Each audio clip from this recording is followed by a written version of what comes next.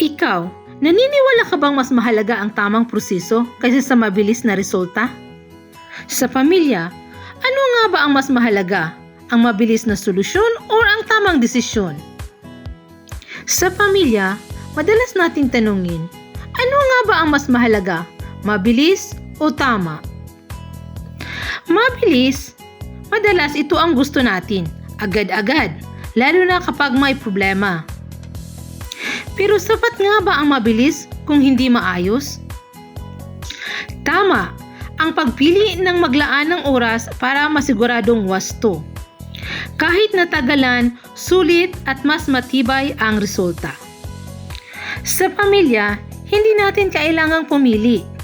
Pwedeng pagsabayin ang mabilis at tama basta may puso at malasakit.